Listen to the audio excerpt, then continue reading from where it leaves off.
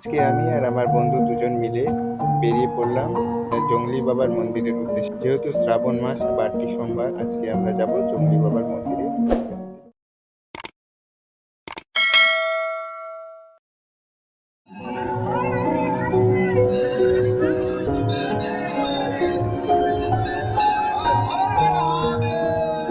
নমস্কার, বিশাল্যকরণীতে আপনাদের আরও একবার স্বাগত। আজকে আমরা পুজো দেওয়ার জন্য চলে এসেছি জংলি বাবার মন্দিরে। এই মন্দিরে এসে পুজো দেওয়া হয়ে গেছে আমাদের, আমরা পুজো দিয়েছি।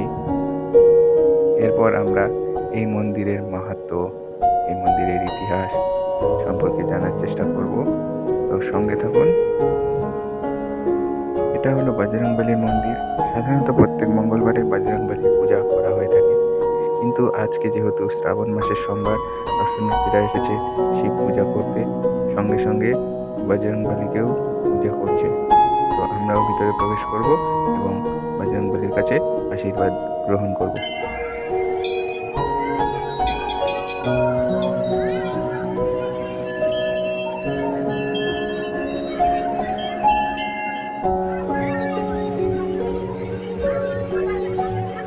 মন্দির প্রাঙ্গণে প্রচুর ভিড়। বহু দূর দূর থেকে পুণ্যার্থীরা এসেছে বাবার মাথায় জল ঢালার জন্য।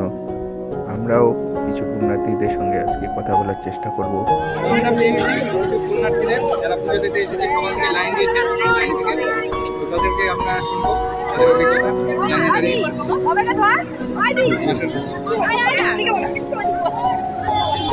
আপনারা তো সকাল থেকে এসেছেন পূজা দিতে, এখানে কেমন লাগছে?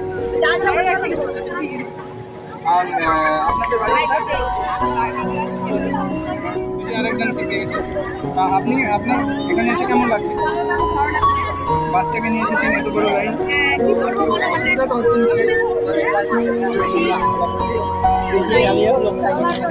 এখানে তো এখন অনেক টাইম লাগবে লাইনে দাঁড়িয়ে। তো এখানে খাওয়া দাওয়ার কোনো ব্যবস্থা?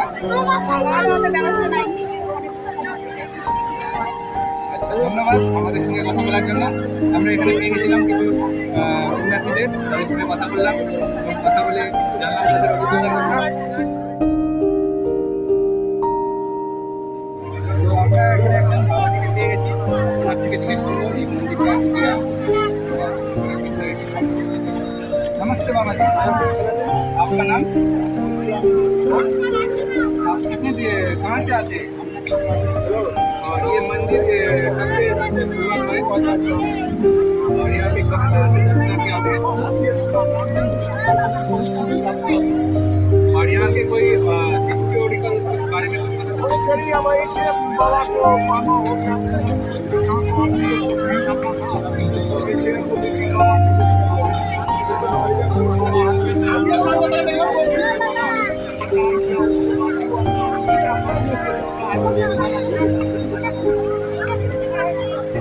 और ये मेला कब कब लगता है? 4 साल।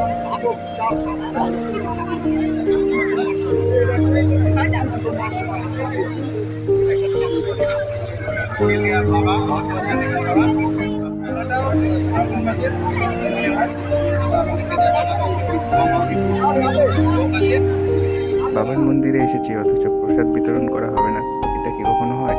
এখানে প্রসাদ বিতরণ করা হচ্ছে। সাধারণত দুরকমভাবে এখানে প্রসাদ বিতরণ করা হয়ে থাকে। কেউ কেউ বাড়ির থেকে রান্না করে এনে প্রসাদ বিতরণ করে, আবার কেউ এখানে গ্যাস ট্যাস নিয়ে এসে রান্না করে প্রসাদ বিতরণ করে।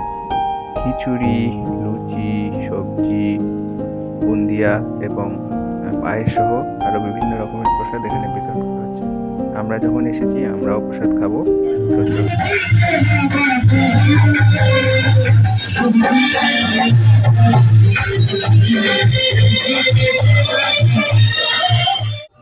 আপনারাও আসুন, সবাইকে সাথে করে নিয়ে আসুন এবং ঘুরে দেখুন এই জংলি বাবার মন্দির।